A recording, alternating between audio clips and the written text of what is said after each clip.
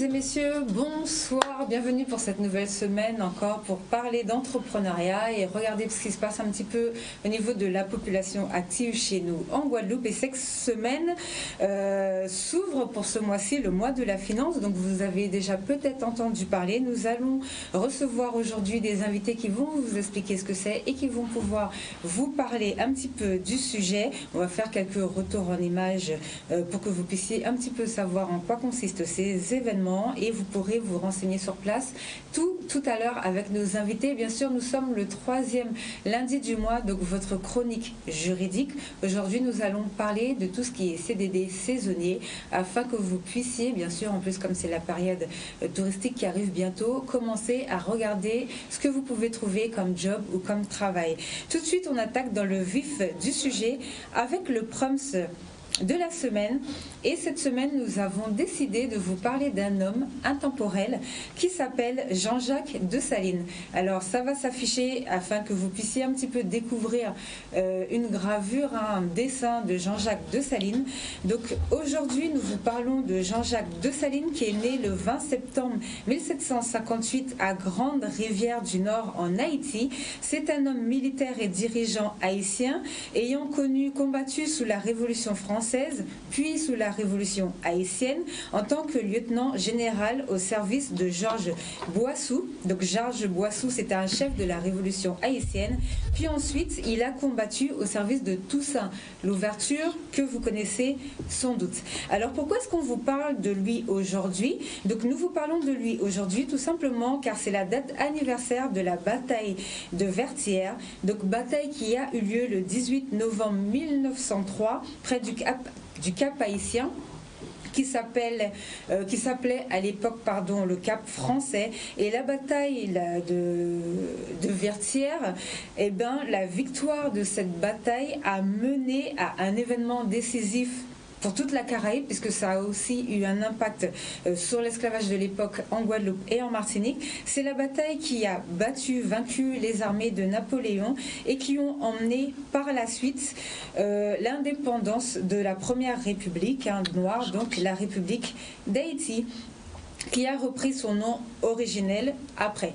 Donc Jean-Jacques Dessalines sera assassiné le 17 octobre 1806 et n'hésitez pas, si vous voulez avoir plus de renseignements, à nous contacter au 05 90 96 10 10. Donc c'était quand même important de vous de choisir ce proms un petit peu particulier pour cette semaine et pour ce jour particulier. Donc nous recevons aujourd'hui en plateau Madame Maëlle Félix Henry, donc bonjour, accompagnée de son collaborateur, donc Monsieur Loïc. Alors il y a une mouche, je suis l'ancien président de la République, visiblement les mouches aujourd'hui me suivent partout.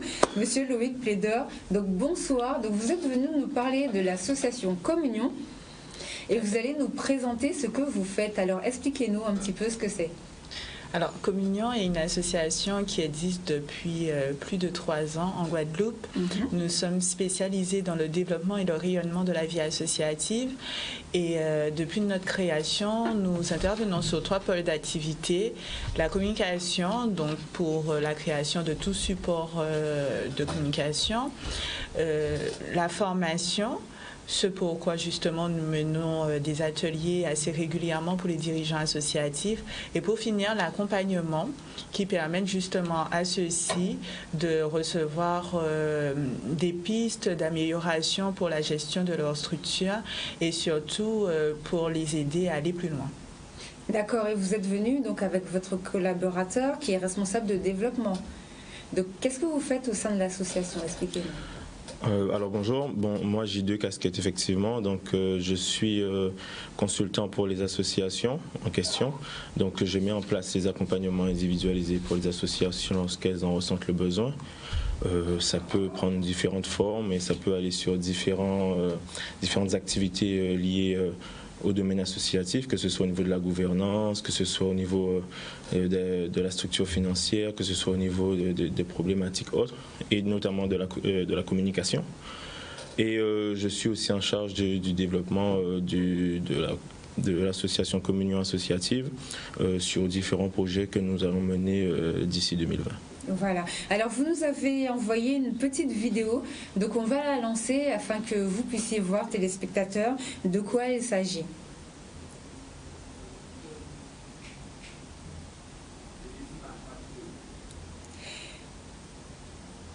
Donc là, ce mois-ci, c'est le mois de la finance. Alors, vous avez plusieurs événements. Vous avez déjà commencé un premier événement le 12 novembre qui était des informations sur le dossier de subvention. Donc, expliquez-nous ce que c'est et qu'est-ce que vous avez fait pour ce premier lundi, sachant qu'il y a, enfin pour cette première date, sachant qu'il y a aussi un rendez-vous, donc demain le 19 qui va parler de la compta associative et le 26 pour diversifier ses ressources. Donc, expliquez-nous ce que sont ces différents ateliers. Alors, en fait, pour le mois de novembre, nous avons mis l'accent sur la partie financière des associations. Ce pourquoi nous avons intitulé ce mois le mois des finances associatives, avec 3 grands rendez-vous ponctués tous les mardis. Donc, le premier mardi, c'était la semaine dernière, avec justement le dossier de subvention. Nous avons eu l'honneur d'avoir un expert en la matière qui a pu justement guider les associations sur cette thématique. Ce sont des ateliers de 2 heures qui permettent justement de répondre aux besoins des associations en peu de temps, puisque ces fameuses associations, il n'est pas évident pour elles que ce soit forcément en interne des personnes qui soient salariées. C'est souvent des bénévoles. Donc, pour adapter au mieux justement à cette prérogative, nous mettons les ateliers de 18h à 20h. Ce qui permet d'avoir un plus grand nombre de disponibles. Nous sommes accueillis à la librairie générale. Donc, sur les prochaines dates, il s'agira justement de traiter d'autres thématiques qui vont justement, encore une fois, soutenir ce mois de la finance que Communion Associative met en place. Alors, c'est la librairie générale de Jarry. Tout à fait. Donc, très important pour la précision. Donc, n'hésitez pas à vous renseigner. De toute façon, vous avez un Facebook et des réseaux sociaux sur lesquels on peut vous contacter. Oui, nous avons la page Facebook et le compte Instagram comme com-union associative et ainsi que le site internet www.com-union.fr. D'accord. Bon, très bien. Donc, nous allons revenir parler de ce sujet tout à l'heure. Là, nous nous tournons vers vous. Donc, bonsoir, maître Aurélie Thépeau. Bonsoir. Donc, bonsoir. Aujourd'hui, vous venez nous parler de tout ce qui est emploi saisonnier. Alors, qu'est-ce que c'est que l'emploi saisonnier et de quoi s'agit-il? Alors, effectivement, on va bientôt arriver dans la période touristique et avec les beaux jours, effectivement, on va avoir un pic de demande et les entreprises vont devoir y faire face, notamment en embauchant. Et je me suis dit que c'était intéressant justement de revenir sur le contrat saisonnier, vu que c'est un contrat assez particulier, mais qui correspond à des besoins qui sont existants ici en Guadeloupe. La bouche est pour moi ce coup-ci. Alors, qu'est-ce que c'est déjà un contrat de saisonnier? Donc, l'emploi saisonnier, ça concerne la réalisation de travaux que l'on doit normalement reproduire chaque année à la même période, soit au rythme des saisons, par exemple les travaux agricoles, ou soit selon des modes de vie collectifs, donc par exemple le tourisme, et qui doivent être indépendants de la volonté de l'employeur. Donc, il faut faire attention à ne pas confondre augmentation d'activité même pérenne et récurrente, contrairement à une activité saisonnière. Donc effectivement, ça va pas ça ne va pas concerner toutes les activités de la Guadeloupe et tous les entrepreneurs qui sont présents. D'accord. Donc les motifs du recours au CDD saisonnier sont comme tout motif encadrés. Et donc notamment, il y a des critères à respecter. Donc il faut notamment que le contrat proposé réponde à des tâches spécifiques et propres à la saison. Donc on va avoir par exemple tout ce qui est vendange, tourisme, restauration, hôtellerie, là c'est assez évident à proposer, c'est évident de caractériser. Et deuxième élément fondamental, c'est qu'il faut que le poste proposé dans le cadre du CDD saisonnier corresponde à un emploi qui est justement concerné par ce pic d'activité. D'accord. Donc si jamais je mets un employé sur des tâches qui vont être récurrentes et en sous-bassement de l'entreprise, on n'est pas sur un type de contrat saisonnier. Là, on va pouvoir recourir à un CDD naturel ou un CDI par exemple. Mais le CDD saisonnier sera exclu. Donc là, par exemple, pour la période de Noël, c'est intéressant puisque disons que le tourisme, c'est une période où il y a beaucoup de touristes. Donc il y a un pic dans le secteur à peu près de tout normalement si le tourisme se passe bien et si les touristes dépensent dans la société. Donc normalement, il y a un pic d'activité et c'est là que ce genre de contrat entre en jeu. Voilà, parce qu'on de façon cyclique et répétée, ce pic d'activité se répète et il nécessite une manœuvre supplémentaire. Ça va pouvoir aussi concerner par exemple les casinos, les transports, parce qu'effectivement avec l'afflux des touristes, il va falloir gérer aussi tous leurs déplacements. Donc les secteurs d'activité peuvent être variés, mais ça va être une appréciation de fait. D'accord. Qu'est-ce qu'il faut savoir? Ah oui, à noter par contre, notamment vous parlez d'associations, il faut savoir que de façon un peu, on va dire étrange, les activités qui sont corrélées au rythme scolaire, donc avec les activités périscolaires, style garderie, ramassage scolaire, conservatoire, école de danse, je ne sais autres, ou les structures d'animation, ne peuvent pas faire appel au contrat saisonnier. Donc c'est une particularité. D'accord. Voilà. Donc les associations... Non, tout ce qui est... L'association, c'est une notion d'activité. Voilà, c'est par rapport à l'activité. D'accord. Voilà. Mais bon, c'est quelque chose à savoir parce que, effectivement, les parents vont laisser vont mettre les enfants en charge à côté. Ça va créer forcément un surplus d'activité, mais c'est normal, en fait, par rapport à la structure en elle-même. D'accord. Très bien. Donc voilà. Donc les caractéristiques du contrat saisonnier en lui-même. Donc c'est prévu par le Code du travail, comme à peu près tous les contrats qui sont en cours. Il va avoir quelques caractéristiques par rapport au CDD classique, notamment donc au niveau de la durée. Donc on sait effectivement qu'on fait appel à un contrat saisonnier le temps de la saison. Donc effectivement la saison c'est quoi? C'est soit de date à date parce qu'elle peut être connue, ou soit ça peut être sur un temps qui finalement va pas être connu. Quand la période touristique se termine, quand les hôtels se vident par exemple. Donc en fait on n'aura pas une date qui va être précisée en avance, mais par contre il faut savoir que ça ne peut pas dépasser 8 mois maximum. Et oui. Puisqu'on ne doit pas faire face à... Ça reste la saison, oui. Voilà, exactement. L'administration est venue au secours du code qui avait laissé ce blanc et qui a donc du coup mis la limite des 8 mois. D'accord. Concernant la période d'essai aussi, il faut savoir que vu qu'on est sur des CDD qui vont concerner des plus courtes périodes, forcément la période d'essai elle va être raccourcie. Donc généralement si on a un CDD saisonnier qui est de 6 mois ou moins, la période d'essai va être maximum de 2 semaines, et si on dépasse les 6 mois, elle va être maximum d'1 mois. Ce qui est normal. Et parallèlement, si par exemple une entreprise régulièrement fait appel au même saisonnier d'une année sur l'autre, il ne va pas pouvoir lui refaire une période d'essai, puisque du coup il y a déjà c'est pour ça d'ailleurs qu'il le rappelle. Voilà, donc la période d'essai ne se justifie plus et justement le code est venu au secours du saisonnier à ce niveau-là. Pareil, la rémunération, contrairement au CDD classique, on est sur une rémunération qui se fait par heure. Donc, et puis aussi on est sur une rémunération qui se fait vis-à-vis de saisonniers qui peuvent être mineurs.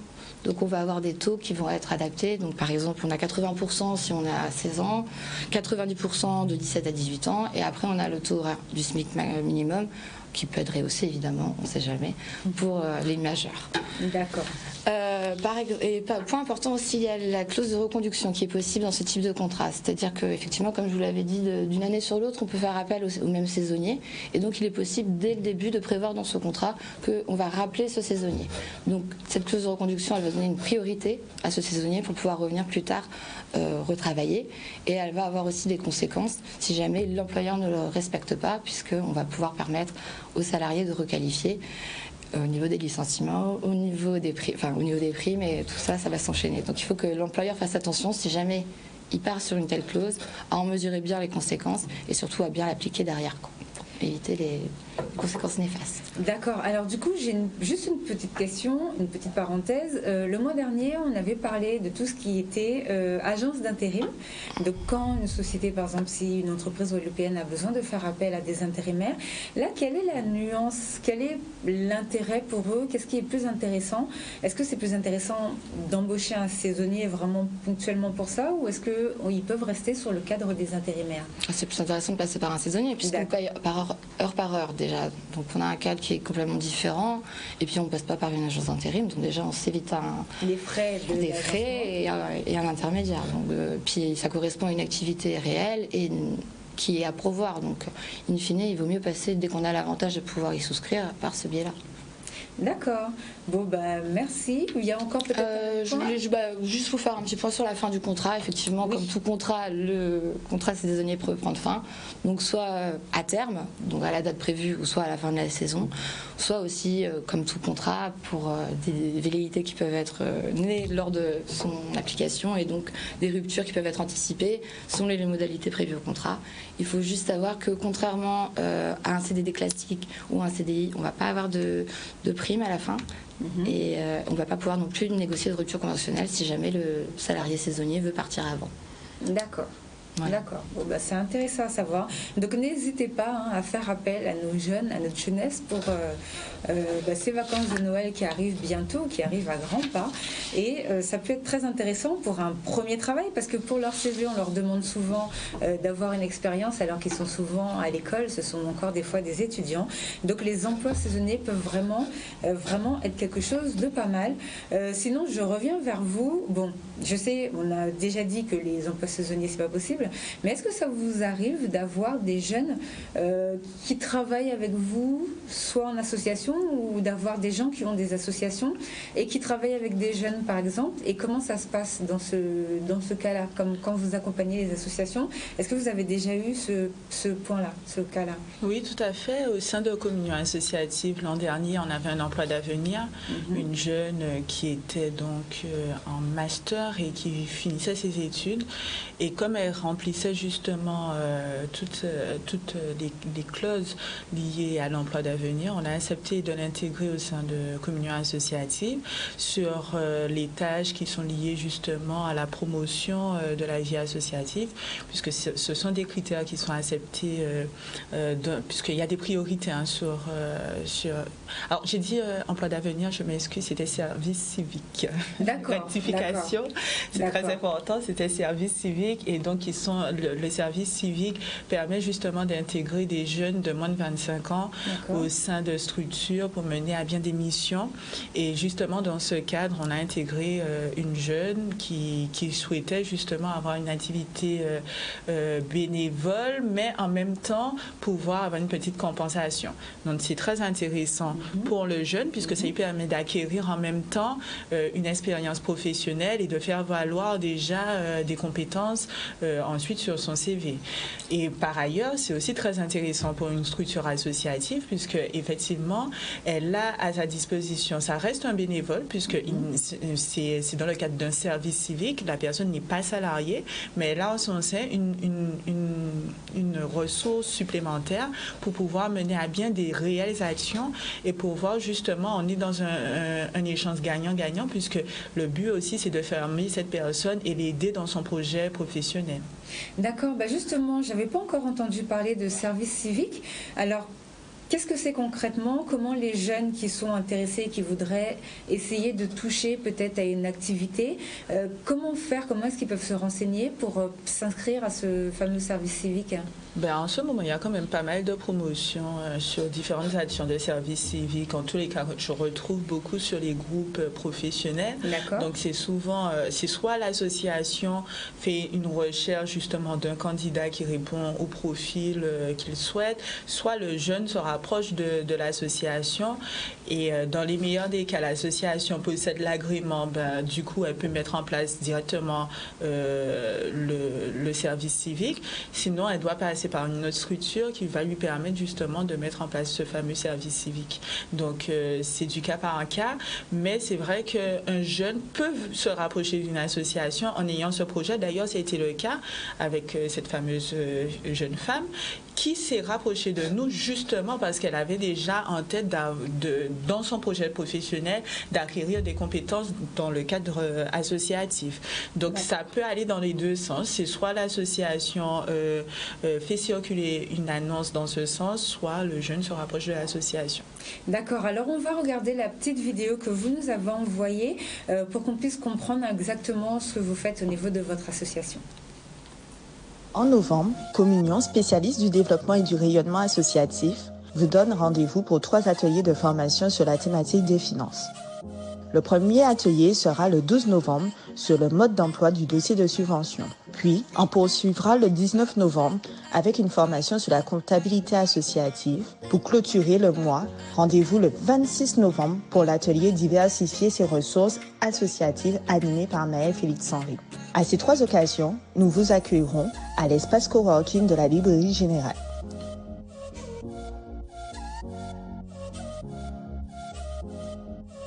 Pour plus d'informations, infoline 06 90 84 22 02. Vous pouvez aussi nous suivre sur tous nos réseaux Facebook et Instagram. sur la page Communion associative et sur le www.com-union.fr. Alors voilà, donc parlez-nous un petit peu, parce que vous accompagnez aussi beaucoup vous accompagnez aussi les gens qui veulent créer des associations. Vous êtes responsable par exemple du développement.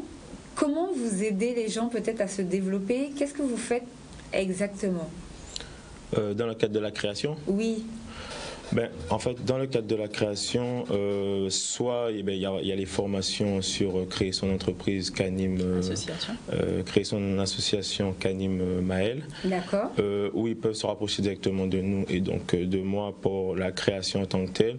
On va les accompagner administrativement à créer leur association, c'est-à-dire vérifier et faire avec eux tout ce qui est statut, travailler sur l'objet social.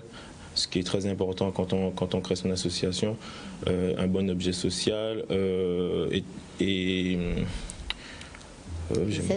je me suis perdu. Oui, enfin, les aides, ça arrive un peu après. On travaille vraiment sur la partie administrative du dossier de création, vérifier que ce qu'il veut mettre en place est compatible aussi avec la forme associative, pour qu'il n'y ait pas de soucis une fois qu'il a déjà été créé et qu'il a déjà avancé. Etc. Oui, quand vous dites soucis, c'est pour que ça passe pas pour une entreprise. C'est exactement ça. Voilà. Alors c'est vrai que vous occupez que des associations.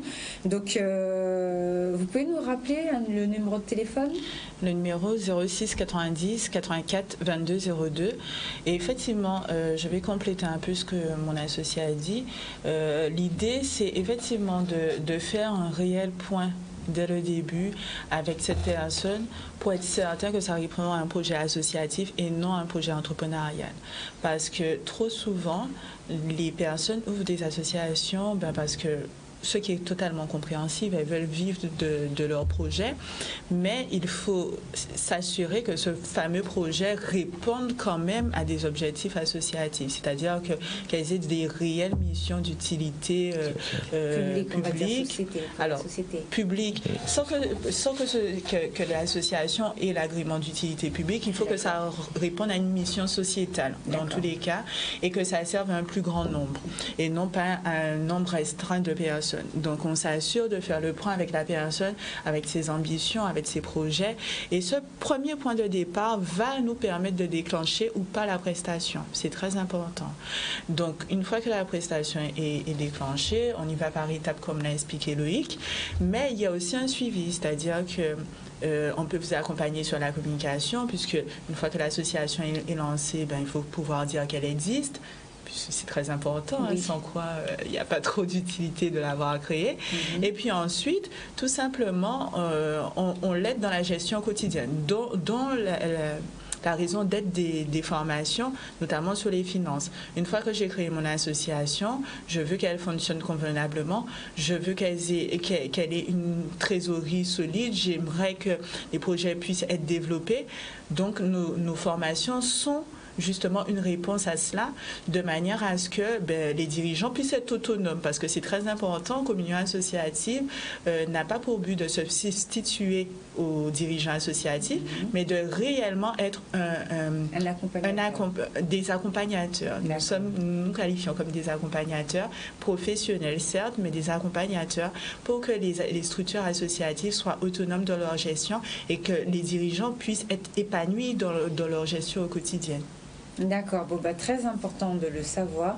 Donc n'hésitez pas à vous rapprocher de cette structure et de toutes les façons, toutes les informations, comme d'habitude sur les réseaux sociaux, #Entreprendre, et vous allez pouvoir retrouver tout ça, soit sur le Facebook directement de Canal 10 ou bien après lorsque nous ferons les posts. Alors le débat d'aujourd'hui, nous allons parler de job, puisque c'est bientôt les vacances qui arrivent.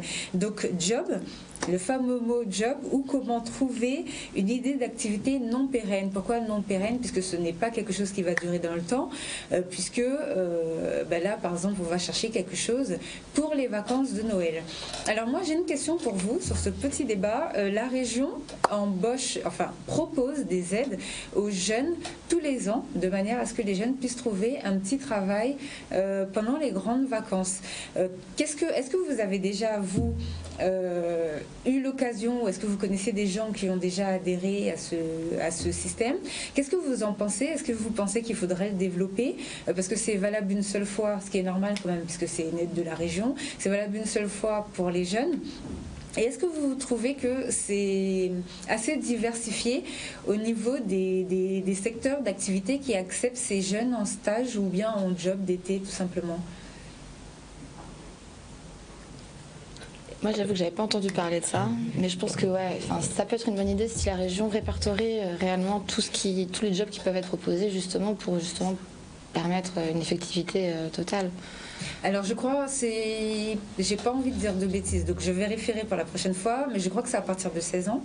Et c'est une aide pour les entreprises exactement qui embaucheraient un jeune qui passe par la région pour travailler pendant les grandes vacances. Et il peut choisir un mois, donc soit le mois de juillet, soit le mois d'août. Donc c'est assez intéressant pour notre jeunesse. Avec une petite compensation financière. J'ai eu l'occasion de le faire quand j'étais plus jeune. Alors expliquez-nous tout ça. En fait, c'est... je ne dirais pas que c'est un stage, mais en fait, c'est une activité qu'on vous propose quand vous êtes jeune, soit en juillet, soit en août, avec une compensation, on va dire, financière. Ils n'appellent pas ça un salaire, en tout cas, sous convention. Ça a pour but... de mettre en place un premier emploi, Voilà, c'est-à-dire que en fait, ça a pour but aussi de mettre les jeunes en activité pendant la période de vacances. Ça leur permet de ne pas être oisifs, on va dire, et aussi de pouvoir un peu se tester aussi au niveau des différentes activités qui sont proposées, puisqu'on peut aller dans tout type d'activités commerciales, etc. etc. Donc c'est intéressant, mais après je pense que c'est trop juste un one shot. Ça débouche sur pas grand-chose après, je trouve. Pour l'améliorer, il faudrait le mettre en place tous les ans, proposer aux jeunes tous les ans. Parce qu'après, c'est peut-être un budget. Est-ce que c'est pour ça que c'est proposé une seule fois pour les jeunes? Je pense qu'il faudrait que les entreprises qui en bénéficient puissent, qu'il y ait plus ou moins des obligations de prendre le jeune derrière, de proposer des contrats, quelque chose pour que justement, comme disait monsieur, ce soit pas juste un one shot et que c'est un passage sporadique qui n'a servi à rien, quoi.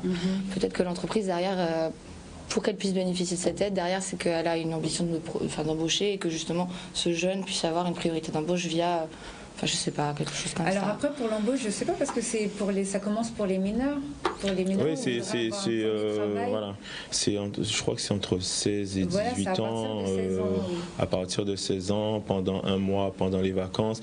C'est vraiment histoire d'avoir un job, histoire de ne pas rester chez soi. Enfin, moi, c'est comme ça que je l'avais vécu, puisqu'on n'a pas, il n'y a pas de suivi par rapport aux différents parcours professionnels. On ne pose pas de questions en amont pour savoir quel est notre objectif professionnel, etc. etc. Donc c'est juste vous cochez une activité qui vous intéresse, et puis on vous prend soit en juillet, soit en août. Je suis devenu le président maintenant. Et soit en juillet, soit en août. Et puis voilà, en fait. Donc c'est toujours intéressant pour le jeune. Toute expérience, même d'un mois, même courte, peut être intéressante. Puis si on donne satisfaction, peut-être que la personne nous rappellera. Donc c'est toujours une porte ouverte. Mais c'est pas quelque chose qui débouche sur quelque chose de pérenne. Oui, de plus long. Moi je trouve que après je sais pas, je trouve que c'est peut-être pas mal que ça débouche pas sur quelque chose de plus long, mais je pense que au lieu de jouer sur la longévité, il vaudrait peut-être mieux jouer sur le fait de répéter l'action, par exemple d'y avoir droit l'année d'après, alors qu'il me semble qu'on n'a droit qu'une seule fois. Donc ça aide beaucoup plus les entreprises à prendre des jeunes. Par exemple, en France hexagonale, tous les jeunes quasiment travaillent plus ou moins pendant les grandes vacances. En général, ils travaillent dans le truc de tout ce qui est restauration rapide. Voilà, ou bien ils font beaucoup de travail de caissière. Donc pendant les grandes vacances, on retrouve beaucoup de jeunes qui font de la caisse, qui travaillent dans les fast-foods. Et c'est vrai qu'ici, c'est peut-être parce que le tissu même économique est plus restreint. Donc c'est peut-être pour ça que c'est plus difficile pour les jeunes d'avoir accès à toutes ces activités. Puisqu'on n'a pas non plus 50 chaînes de restauration rapide, on n'a pas 200 magasins différents où on peut faire de la caisse toute la journée. Mais je pense que du coup, ça peut être peut-être intéressant d'avoir une deuxième proposition l'année d'après. Alors, je ne sais pas si c'est valable jusqu'à 18 ans, jusqu'à 21 ans, je crois. Je m'en souviens plus. Bon, en tout cas, je pense que ça peut être peut-être intéressant, même au niveau des entreprises. Ça peut leur permettre déjà d'avoir plus de jeunes qui passent au niveau de leur société. Donc, pourquoi pas peut-être remettre enfin que ce soit valable, pour éviter le one-shot, que ce soit valable plus d'une fois. Comme ça permettrait peut-être aux jeunes de diversifier les entreprises et les différents métiers auxquels ils touchent. Sinon, est-ce que vous avez déjà travaillé, vous? Est-ce que vous avez déjà eu l'occasion de faire des jobs quand vous étiez jeune? Et comment ça s'est passé? Comment vous avez trouvé? Plus d'une fois. Ah oui. J'ai jobé pendant toutes mes études. Alors, racontez-nous tout ça. Le but, c'était de soulager financièrement mes parents et de rentrer tous les 6 mois en Guadeloupe. Ah donc ça c'est une bonne heure, exactement. Ça c'était clair. Donc effectivement, durant toutes j'ai commencé aussi avec l'aide régionale à 16 ans. Je travaillais au McDo avec ma meilleure amie dès l'âge de 16-15 ans, je pense. Chaque vacances, au final, j'ai jamais arrêté. C'est ça, oui. Et du coup, je trouve que c'est une super expérience et que c'est très formateur en tant que jeune parce que ça apprend la persévérance. J'ai eu tout type de jobs. J'ai eu des jobs pénibles, j'ai eu des jobs plus faciles. Comme j'étais focus sur mes objectifs, c'est-à-dire, par exemple, quand je faisais mes études, c'était vraiment de rentrer tous les 6 mois en Guadeloupe sans que mes parents aient à débourser 1 euro pour mon retour en Guadeloupe. Donc après, c'était des objectifs qui me permettaient de tenir justement, même s'il y avait des difficultés au niveau des jobs. Et je trouve qu'en mental, j'ai pris une longueur d'avance phénoménale parce que je sais ce que c'est que d'avoir 1 euro en poche. Oui, et concrètement, je sais ce que c'est aussi de devoir le dépenser. Donc j'ai eu cette notion très tôt dans ma vie et je trouve que c'est formateur. Et puis en plus de ça, maintenant que je suis formatrice, je suis souvent d'ailleurs formatrice sur les métiers de la vente. J'ai face à moi des jeunes femmes, des jeunes gens, alors que ce soit en employé de commerce, que ce soit en assistant commercial. Et c'est des expériences qui me servent aussi de témoignage face à mes apprenants. Ça me permet justement de voir avec eux la réalité du terrain, puisque mine de rien, souvent, c'était dans les domaines commerciaux que j'ai effectué des jobs. Donc, ça me permet d'avoir une réalité de terrain bien réelle à leur présenter et justement leur montrer aussi quels sont les avantages et les inconvénients de ceci. Donc je trouve que on ne sait jamais en quelle mesure que ça peut être formateur, mais je pense que toute expérience est bonne à apprendre puisque ça développe par la suite des compétences qu'on peut avoir besoin, puisque quand on est chef d'entreprise, ça peut être bien de connaître justement, d'avoir une expérience de vente, puisque concrètement, il faut vendre ses produits. Oui, et en plus, il faut être polyvalent. Pour le coup, j'ai été animatrice commerciale, ça me fait écho, et tout de suite, voilà. J'ai été également commerciale, tout simplement. Autodidacte, je n'ai pas fait un jour d'études en commerce. Voilà. Ce sont des expériences qui m'ont permis justement d'avoir cette force de vente, d'avoir cette force de persuasion, d'avoir ce côté communicatif, mais ce sont réellement les jobs finalement. Et mis bout à bout, ça donne quand même un beau résultat. Petite expérience. Voilà. Donc ça c'est vrai, donc ça c'est bien, surtout c'est pour ça que c'est important aussi de diversifier et de toucher à tout. Alors pour plus de précision, autodidacte, c'est quelqu'un qui apprend lui-même. Donc il apprend sur le terrain directement et il n'a pas besoin de formation et de passer par un cursus d'apprentissage, on va dire. Et est-ce que vous avez déjà fait des jobs avant d'être avocate? Comment ça s'est passé? Pareil que madame, pour payer mes études, j'ai croisé McDonald's, j'ai croisé... Et je crois qu'on l'a tous à peu près eu. Le fast-food, et après, guide touristique, des choses comme ça. Ouais, ça m'a permis de diversifier mes expériences professionnelles, sortir du cadre du droit, et effectivement, de se financer, tout simplement. Et puis d'arriver avec une expérience sur le CV, même si c'est pas une expérience qui correspond à mon domaine d'activité, ça fait quand même quelqu'un qui travaille, quelqu'un qui est inséré. Et même si la chef d'entreprise qui veut nous embaucher derrière voit que, effectivement, on n'a pas de première expérience dans ce domaine, mais on a fait autre chose à côté. On est capable, c'est ça, ça montre une capacité en fait. Exactement, une capacité de chercher un emploi, d'occuper cet emploi, sachant, comme je disais tout à l'heure, que les chefs d'entreprise demandent souvent une première expérience. Donc n'hésitez pas quand vous voyez des petites annonces pour un job, ou bien quand vous voyez un travail d'été, un travail saisonnier, ou pourquoi pas tester les agences d'intérim, puisque les enfants peuvent s'inscrire dans les agences d'intérim à partir de 16 ans. Exact. Donc ça, c'est important. N'ayez pas peur d'envoyer vos enfants tester toutes sortes de métiers. Alors je sais que maintenant tout le monde veut, il y a des travails qu'on ne veut plus faire, on va dire, parce qu'ils sont difficiles, parce qu'ils sont forçants, mais des fois il faut regarder aussi. Alors il y a des travails qui sont extrêmement bien payés et que les gens ne veulent plus faire parce que le métier est mal connu. Par exemple, des métiers comme tout ce qui est artisanat, la plomberie, maçon, exactement, les métiers vraiment manuels. Exactement, ce sont des métiers qui sont extrêmement bien payés. Donc un jour, on fera d'ailleurs, peut-être vers le mois de janvier, je vous ferai vraiment un rapport par rapport à ce que les gens gagnent dans ce genre de corps de métier. Vous allez voir que ce sont des métiers dans lesquels on gagne très bien, les artisans gagnent très bien leur vie. Et donc ça, ce sont des choses qu'ils peuvent faire en tant que job. Alors, petite question, est-ce que si je suis maçon, que c'est les vacances, je peux travailler avec mon propre fils et comment ça se passe? Est-ce que c'est réglementé ou est-ce que je le prends un petit peu à la maison, lui disant viens, ou est-ce que je dois lui faire quand même un contrat? Comment ça se passe? Effectivement, quand on est dans le cadre d'une entreprise familiale, on va avoir tendance à vouloir faire travailler au noir son enfant. C'est ça, justement. Il n'y a pas de problème jusqu'au moment où il y a un problème. Oui. C'est le problème. Donc, comme pour tout travailleur, il doit avoir un contrat, un cadre juridique qui définit la limite et la portée de son activité, ce qui est normal. Après, effectivement, on va avoir des contrats plus souples quand on est avec son père qu'avec son employeur lambda. Ça, c'est sûr, mais il faut forcément un cadre juridique, puisque sinon, on est dans un emploi au noir. Et donc, papa maçon peut se faire sanctionner et par le fisc et par d'autres organismes, parce qu'effectivement, il est hors la loi.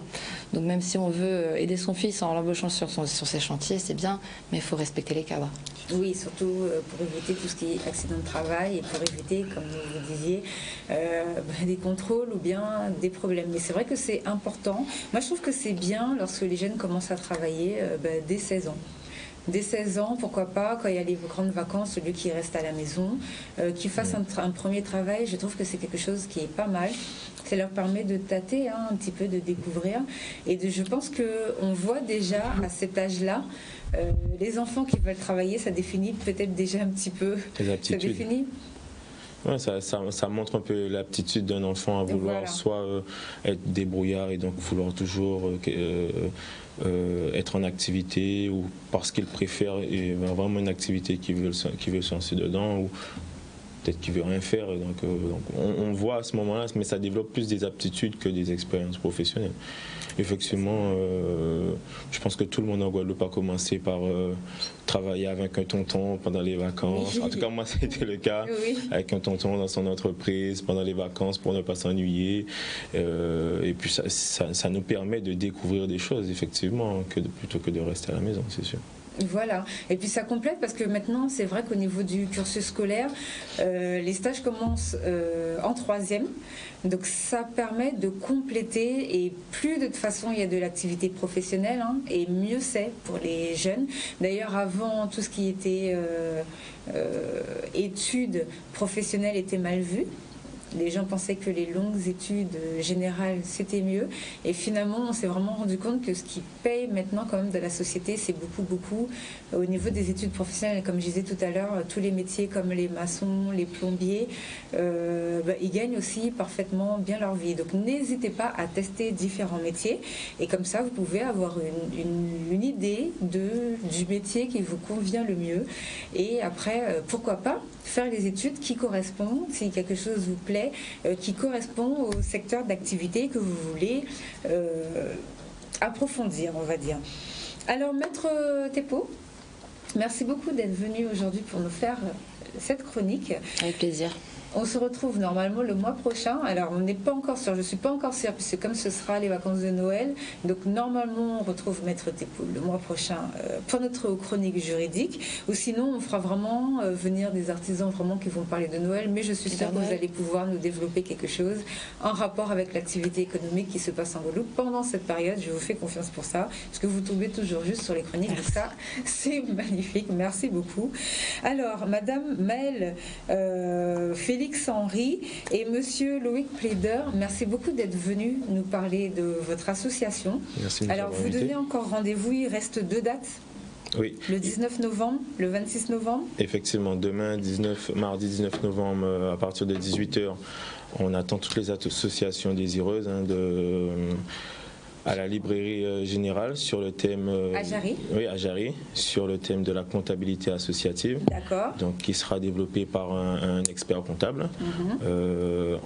Et nous attendons aussi le 26 novembre pour le thème diversifier ses ressources. D'accord. Donc ne pas attendre que sur les subventions, justement, Maëlle va montrer comment on peut faire entrer de l'argent dans les caisses d'une association sans attendre d'éventuelles subventions.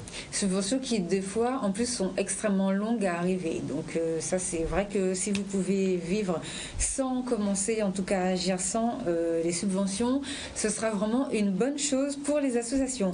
Alors pas d'offre d'emploi cette semaine, donc nous sommes contents. Ça veut dire que déjà l'agence, les offres ont été prises.